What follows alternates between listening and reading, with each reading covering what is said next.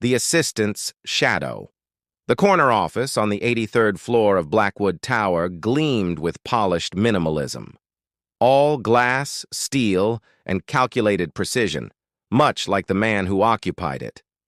James Blackwood scrolled through quarterly reports on his tablet, his expression unchanged despite the record-breaking numbers. At 42, he'd built Black Tech Industries from a garage startup into a global empire that had revolutionized renewable energy storage technology. The Forbes profile last month had called him brilliantly cold, a description that hadn't bothered him in the slightest.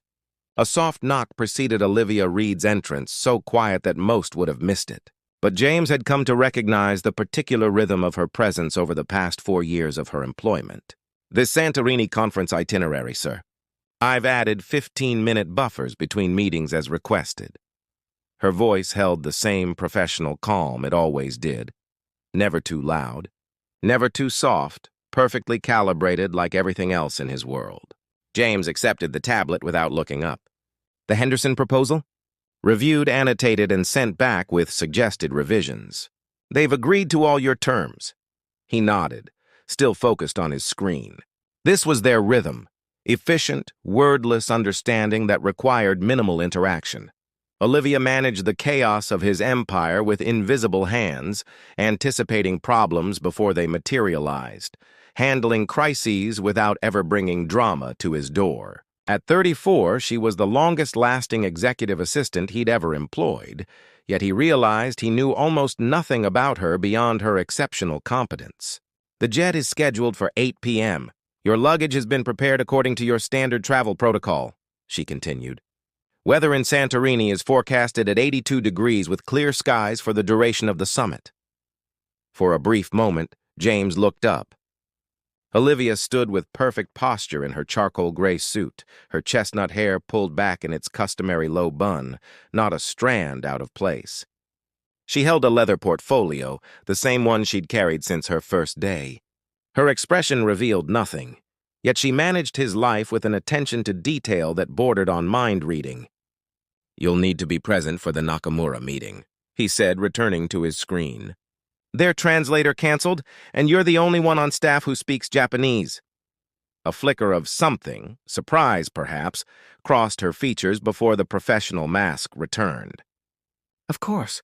I'll adjust my preparations accordingly." The Aegean Energy Summit was more than just another conference. It represented potential contracts worth billions, with investors from across Europe and Asia gathering to determine the future of sustainable power. James needed everything perfect, every detail managed, every possible complication anticipated. "This is the biggest summit of the year," he said, standing to look out over the Manhattan skyline. "BlackTech's new battery technology will either secure our position for the next decade or leave us vulnerable to competitors. We can't afford mistakes." "Understood, sir," Olivia replied, making a note in her portfolio. "Your presentation has been revised according to the latest efficiency reports. The prototype demonstration has been triple-checked." James turned, studying her for a moment. "This trip will be intense. 16-hour days minimum. Are you prepared for that level of commitment?" For the first time, Olivia met his gaze directly. "I've managed your schedule for 4 years, Mr. Blackwood. I believe I've demonstrated my commitment." The faintest hint of a challenge in her tone caught him off guard. He found himself wondering if there was more beneath the perfectly controlled surface of Olivia Reed than he'd bothered to notice. "Very well. We leave at 7:30. Meet me in the lobby." After she departed, James returned to the window, watching the city that had both made and isolated him. Success had built walls around him, walls he'd reinforced until they became his identity. People were variables, unpredictable, emotional, distracting. Except for Olivia. She functioned like a perfect extension of his will, without the complications of personality. As the afternoon sun glinted off the glass towers, James had no way of knowing that in 3 days' time, everything he thought he understood about his carefully controlled world and the woman who maintained it would be completely undone. Moonlight revelation, the Santorini Aegean resort sprawled across the cliffside like a cascading arrangement of white cubes, each terrace offering breathtaking views of the caldera's deep blue waters. For the past 2 days, James had barely noticed the stunning surroundings, moving from conference room to business dinner with laser focus. The Black Tech presentation had gone flawlessly, with Olivia seamlessly transitioning between English and Japanese during the Nakamura negotiations, her calm precision earning approving nods from the Japanese executives.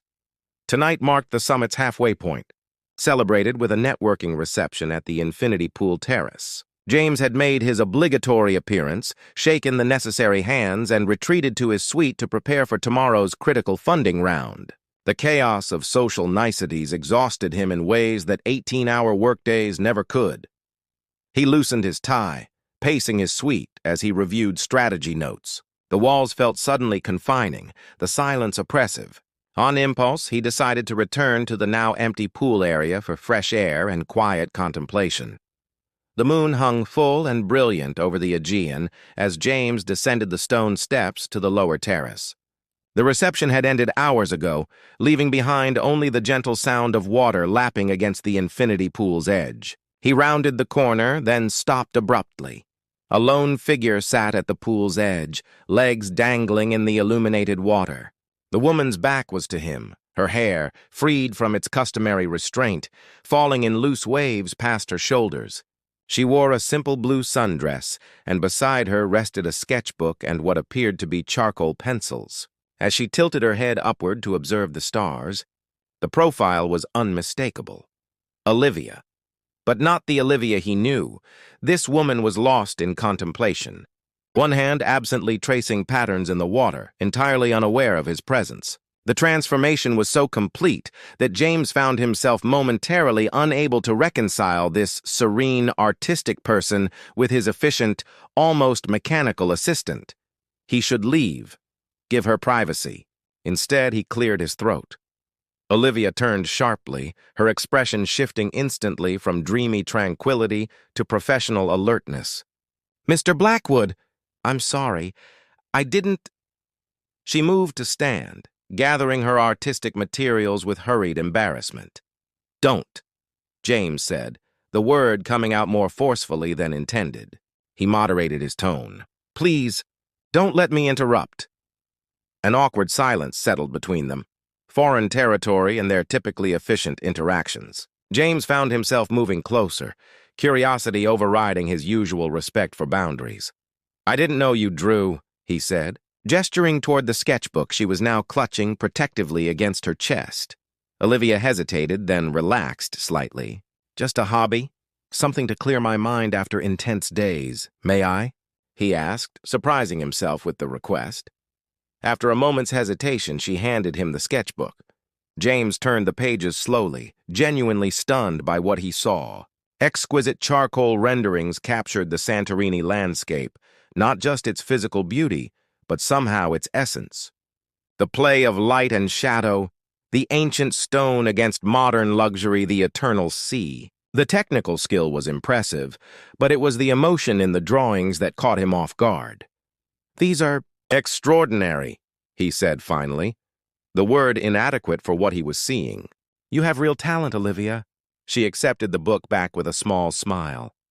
"Thank you. It's just something I do for myself." "How long have you been an artist?" James found himself sitting beside her at the pool's edge, maintaining a respectful distance but suddenly hungry for information about this person who had been practically invisible to him for 4 years. "Always, I suppose." "I studied fine arts before," she trailed off. "Before becoming an executive assistant," he finished, unable to hide his surprise. Olivia laughed softly, the sound unfamiliar and strangely melodic. "Life takes unexpected turns, Mr. Blackwood. I needed stability after my father's illness. The art world doesn't offer much of that." James tried to process this new information. "Your father was ill? I don't recall you ever taking personal leave." "He passed away during my first year at Black Tech," she said quietly. "I took 3 days. It was during the Singapore merger." James stared at her, disturbed by his complete ignorance of something so significant. "I had no idea." "You were in Singapore closing the deal," she replied without accusation. It wasn't relevant to the company's operations. The simplicity of her statement struck him like a physical blow. What else didn't he know about the woman who managed every detail of his professional existence? "The negotiations tomorrow," he said, abruptly changing the subject to familiar territory. "The Nakamura team seemed impressed with your language skills." "My mother is Japanese," Olivia explained, tucking a strand of hair behind her ear. "I grew up bilingual," another fact he'd never bothered to learn. James found himself studying her profile in the moonlight, seeing for the first time the subtle evidence of her heritage in her features. How had he never noticed? "You should include that in your file," he said reflexively, then immediately regretted the businesslike response. Olivia smiled, a genuine expression that transformed her face. "It's in my original application, actually. Page 3 of my resume, under additional skills." The night breeze carried the scent of salt and jasmine as silence fell between them again, not the efficient silence of their office interactions, but something different. James found himself reluctant to end this unexpected moment, this glimpse of the person behind the perfect assistant. "The moonlight here is perfect for drawing," he said finally, nodding toward her sketchbook. "Don't let me keep you from your work." As he stood to leave, Olivia looked up at him, her expression open in a way he'd never seen before. Sometimes the most beautiful things are right in front of us, but we're too focused on other matters to see them. She was talking about art, of course. Yet as James made his way back to his suite, her words echoed in his mind, taking on dimensions he wasn't prepared to examine. For the first time in years, his thoughts were not on contracts or projections, but on the strange revelation that Olivia Reed, his perfectly efficient assistant, was actually a complete person with depths he had never bothered to explore. Crumbling walls. The conference room buzzed with anticipation as investors and energy executives filed in for the summit's most crucial presentation. James stood at the front reviewing his notes one final time, yet finding his legendary focus inexplicably fragmented. His eyes kept drifting to the back of the room where Olivia was efficiently arranging materials, looking exactly as she always did. Hair neatly secured, charcoal suit impeccable, expression professionally neutral. Nothing in her appearance suggested their unexpected encounter by the pool 2 nights ago. Nothing except the way James now found himself noticing things, how she tilted her head slightly when concentrating, the graceful economy of her movements, the quiet authority with which she directed the technical staff setting up the prototype display. Had she always possessed this quiet magnetism, or had he simply been blind? "5 minutes, Mr. Blackwood," she said, approaching with the presentation remote. "The Nakamura team is seated front row left, the European consortium to the right. I've adjusted the translation sequence for optimal flow." Their fingers brushed as she handed him the device, a momentary contact that would have once registered as nothing. Now, irrationally, it sent an unexpected current up his arm. James found himself momentarily speechless, a condition foreign to a man known for his articulate command of any room. "Is everything all right?" Olivia asked, her professional concern tinged with something less definable. James straightened his tie unnecessarily. "Yes, fine. Thank you, Ms. Reed." The formality felt suddenly absurd after 4 years of working side by side, especially after seeing her trailing her fingers through moonlit water, her hair unbound, her artistic soul exposed. But the crowded conference room demanded their professional personas, and James forced himself back into the familiar role of the confident tech visionary. The presentation began flawlessly.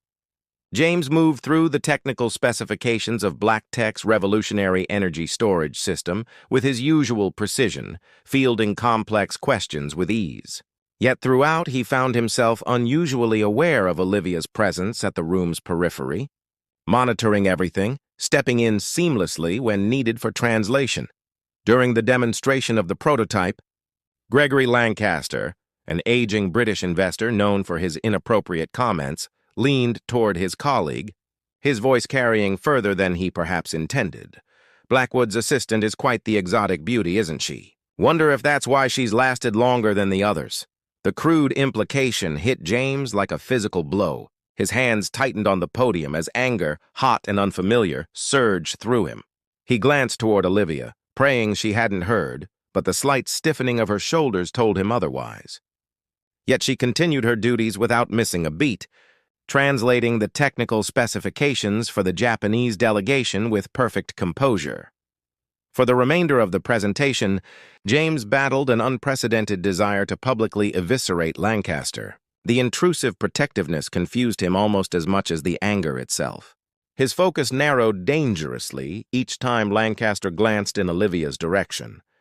When the session finally concluded to enthusiastic applause, James moved deliberately toward Lancaster's seat instead of engaging with the more significant investors as strategy dictated.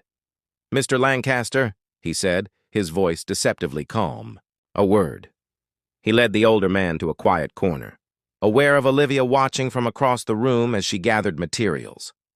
"I couldn't help overhearing your comment about Ms. Reed," James said, keeping his voice low but allowing the cold fury to show in his eyes. "Let me be perfectly clear. Ms. Reed is the most competent executive in this entire building, myself included. She holds her position because her skills are irreplaceable. If you can't interact with my team with basic professional respect, Black Tech will have no interest in your investment. Am I understood?" Lancaster blanched, clearly unaccustomed to being dressed down. "Now see here, Blackwood, it was just a bit of harmless—" "Harmless to whom?" James interrupted. "Your investment opportunity with Black Tech ends now. Good day, Mr. Lancaster." He turned away, aware he'd just rejected a potential $30 million investment over a personal slight that wouldn't have registered on his radar a week ago. More disconcertingly, he felt not regret but satisfaction.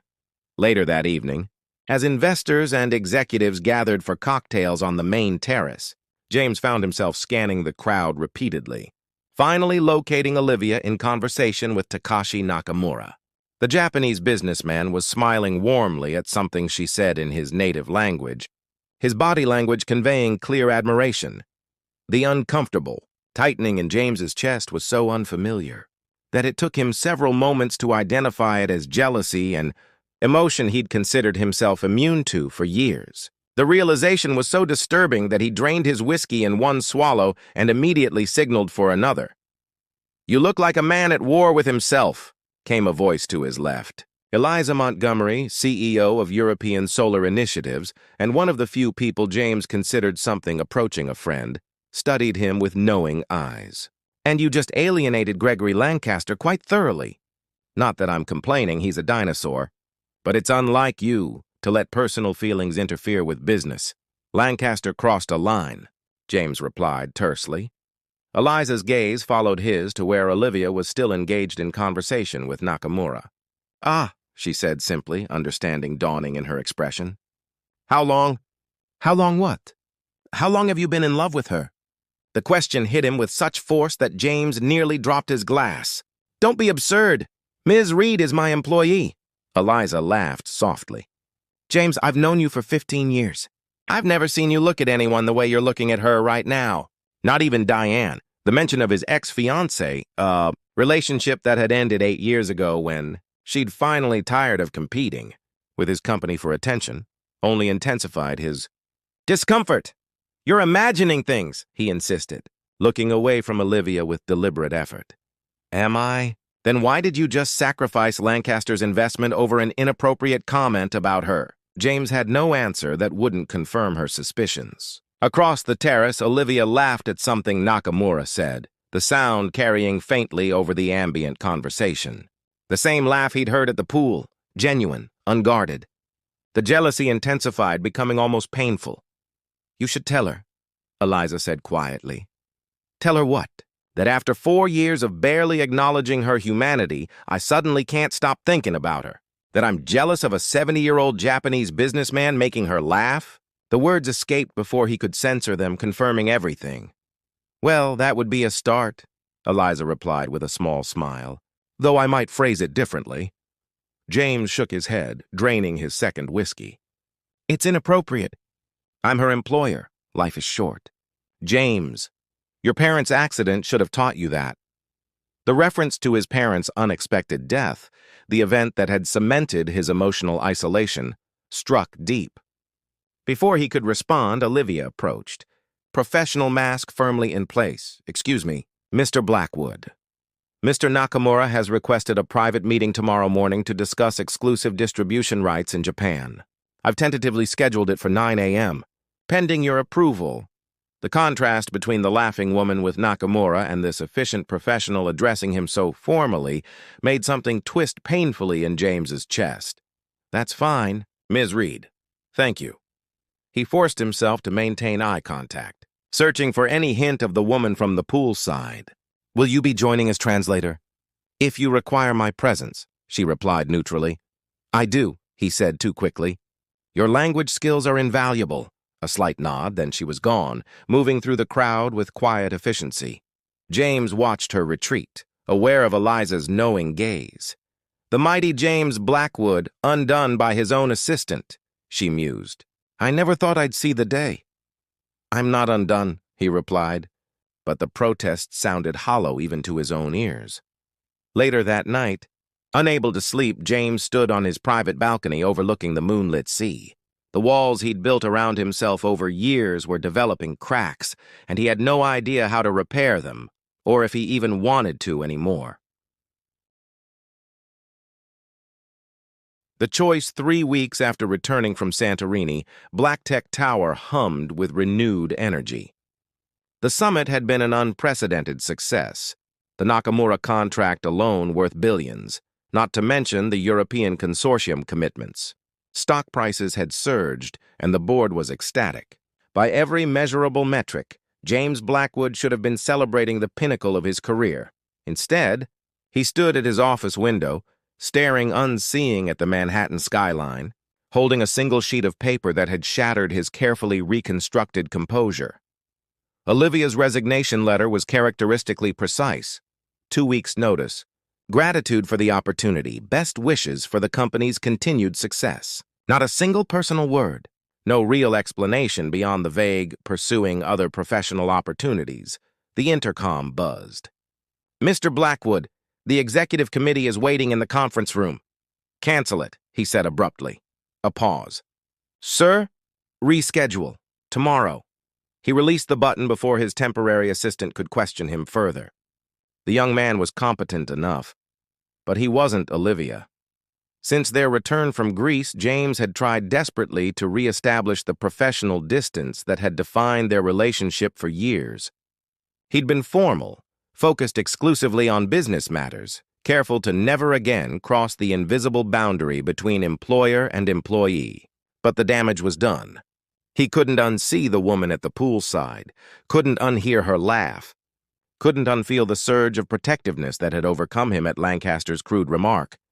And apparently, his attempts at professional distance had only hastened her departure. The soft knock at his door was instantly recognizable. James turned as Olivia entered, her expression carefully neutral. The executive committee? I canceled it, he interrupted. We need to discuss this. He held up her resignation letter. Olivia clasped her hands in front of her, the professional pose he'd seen countless times. There's nothing to discuss, Mr. Blackwood. I've received an offer I'd like to pursue. What offer? He demanded, hating the accusatory tone he couldn't seem to control. A flicker of something, annoyance perhaps, crossed her features. An opportunity with the Nakamura Foundation. They're establishing an arts program for underprivileged children. They've asked me to help develop the curriculum and eventually lead the program. The revelation stunned him. Nakamura offered you a job? In Japan? In their New York office, initially.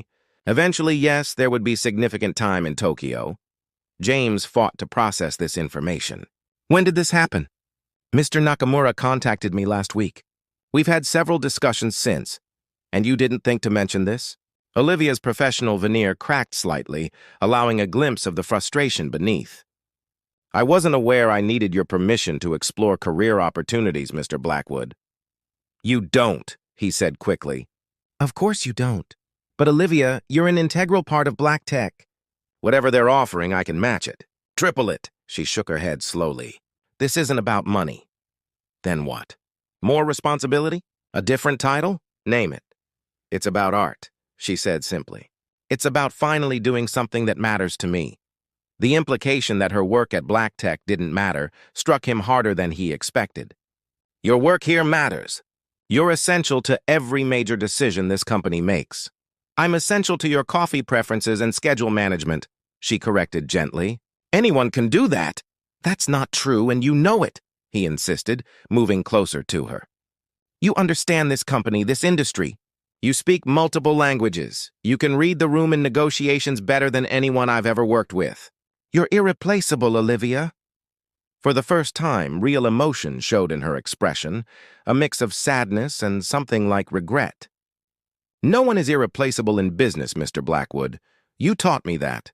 Before he could respond, his temporary assistant's voice came through the intercom again. Mr. Blackwood, the financial team needs your signature on the quarterly reports immediately for the SEC filing deadline. James ignored it, maintaining eye contact with Olivia. There's more to this. Something happened in Santorini, didn't it? She looked away, confirming his suspicion. I've heard the rumors. Rumors? He repeated, genuinely confused. About us? She said quietly. About why I've lasted as your assistant when none of your previous ones made it past 2 years. About what? Services I might be providing beyond administrative support. James felt as though he'd been struck. What? Who's saying that? It doesn't matter, she replied, her composure returning. It's not the first time I've heard whispers. But after you confronted Lancaster so publicly... She shook her head.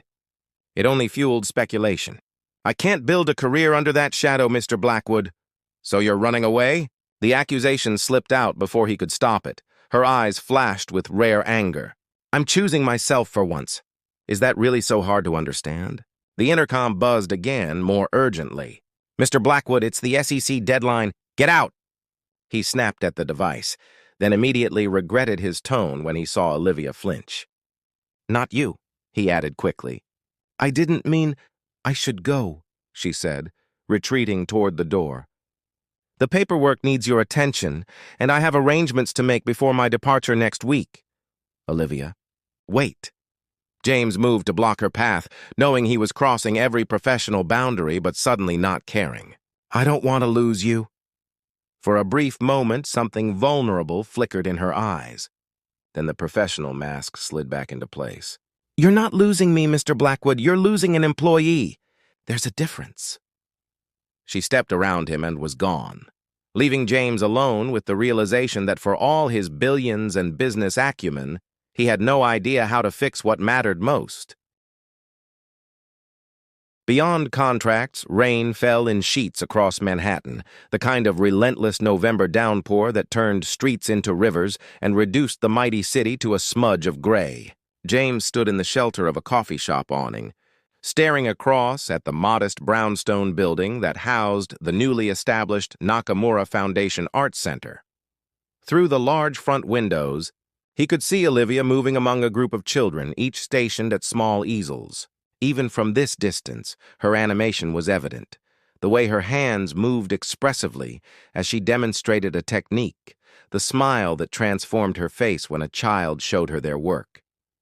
In the 6 weeks since she'd left Black Tech, James had seen her only once, a brief, awkward encounter in the elevator on her final day, surrounded by other employees, with no opportunity for genuine conversation. He'd spent those 6 weeks trying to convince himself that the hollow feeling in his chest was simply the disruption of losing an excellent employee. He'd interviewed 12 candidates for her position, finding fault with each one. The temporary assistant had quit after 3 weeks, citing impossible standards and unreasonable expectations. Black Tech continued its meteoric rise. The Nakamura deal had opened Asian markets beyond their projections. The European consortium was exceeding delivery targets.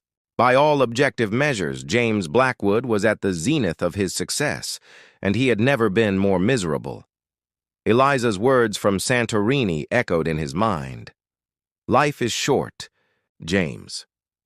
His parents' sudden death in a car accident when he was 22 had taught him that painful lesson. Yet somehow he'd responded by building walls rather than bridges, focusing on empire building rather than connections. Success had become his fortress against loss, until Olivia had somehow slipped past his defenses without even trying. Inside the arts center, one of the children tugged at Olivia's hand, pulling her toward the window to show her something outside. For a moment, she stood at the glass, looking out at the rain-soaked street. Her eyes met his across the distance, widening in recognition. James hadn't planned what to say. For the first time in his meticulously controlled life, he had no strategy, no presentation, no carefully crafted pitch. He had only the truth he'd been running from for weeks. Taking a deep breath, he stepped out from under the awning into the pouring rain, crossing the street with determined strides. By the time he reached the arts center door, he was drenched, his custom suit plastered to his body, water dripping from his hair into his eyes. The children stared as he entered, whispering among themselves. Olivia stood frozen, a paintbrush still in her hand, her expression a mixture of shock and wariness. "Mr. Blackwood," she said finally, her professional tone at odds with the intimate setting. "This is unexpected, James," he corrected quietly. "Please." She hesitated, then turned to the children. "Everyone, take a 15-minute break for snacks in the back room. Ms. Jimenez will help you." As the children filed out, led by a young teaching assistant, Olivia faced him again. "You're soaking wet." "It's raining," he replied unnecessarily, suddenly feeling foolish standing there dripping on the polished floor. "I can see that." A hint of her dry humor emerged, reminding him of the woman by the pool. "Is there a business matter that couldn't wait for better weather? Or a phone call?" James shook his head, water droplets flying. "This isn't about business. Then what is it about, James?" His name on her lips sounded strange, intimate in a way that made his heart race. He had rehearsed speeches in his car, practiced explanations, considered declarations. All of them evaporated now that he stood before her. "I miss you," he said simply. Olivia's expression softened slightly. "You miss having an assistant who knows how you take your coffee and can anticipate your needs?" "No." He took a step closer, not caring about the puddle forming around his Italian leather shoes. "I miss you. Your laugh, the way you see beauty in everything. The person I glimpsed that night in Santorini, the real Olivia Reed." Her composure wavered. "James, I've made a terrible mistake," he continued, the words coming faster now. "Not just in letting you leave without fighting for you, but in how I treated you for 4 years. Looking right through you instead of at you. Taking for granted that you'd always be there, making my life function while I never once asked about yours. That was our professional relationship," she said carefully. "It's what you paid me for." "It was wrong," he insisted. "I was wrong, and I didn't realize how wrong until I saw you by that pool, creating beauty while I was obsessing over contracts." A child's laughter drifted from the back room, reminding them they weren't entirely alone. Olivia glanced toward the sound, then back at James. "Why are you here?" she asked quietly. "What do you want from me?" "Nothing," he answered honestly. "I'm not here to ask you to come back to Black Tech. I'm not here to offer you anything at all. I just needed you to know that you changed me, that I see you now, and that I—" He faltered, then pushed through his fear. "That I've fallen in love with you." The words hung in the air between them. Olivia's eyes widened, her professional mask slipping completely. "You don't even know me," she whispered. "I want to," he replied simply. "If you'll give me that chance. Not as your boss, not as James Blackwood of Black Tech, just as James. The man who was blind enough to miss what was right in front of him for 4 years. She studied him for a long moment, her expression unreadable. Then, unexpectedly, she smiled. The same open, unguarded smile he'd seen that night by the pool. "You're dripping all over my floor," she observed. James looked down at the puddle he'd created. "Sorry, I didn't exactly plan this." "That might be the most surprising part," Olivia replied, a hint of teasing in her voice. James Blackwood, acting without a detailed strategy. "I'm learning to improvise," he admitted. She reached for a roll of paper towels on a nearby supply shelf, handing him several. As he attempted to dry his face, their fingers brushed, the same electric current he'd felt in Santorini passing between them. "The children will be back soon," she said softly. "This isn't the place for this conversation." James nodded, disappointment washing through him. I understand. I shouldn't have come without... I finish here at 6, she interrupted. There's a small Italian restaurant around the corner. Salvatore's. They make decent pasta. Hope flickered to life in his chest. 6 o'clock, he repeated. I'll be there. And James? The sound of his name on her lips still sent a thrill through him. Leave the CEO at home. I'd like to have dinner with just you. For the first time in weeks, James smiled, a genuine expression that reached his eyes. Just me, he agreed. No contracts, no business, no black tech. No promises either, she cautioned. Just dinner and conversation. Real conversation. I'd like nothing more, he said honestly. As he turned to leave, stepping back into the rain with considerably lighter spirits, Olivia called after him. James? One more thing. He paused in the doorway, looking back at her expectantly. Bring an umbrella next time. Your dramatic entrance is making a mess of my classroom. Her smile took any sting from the words. As James walked back into the downpour, he found himself laughing, really laughing, for what felt like the first time in years. The rain no longer seemed oppressive but cleansing, washing away the walls he'd built around his heart, one drop at a time.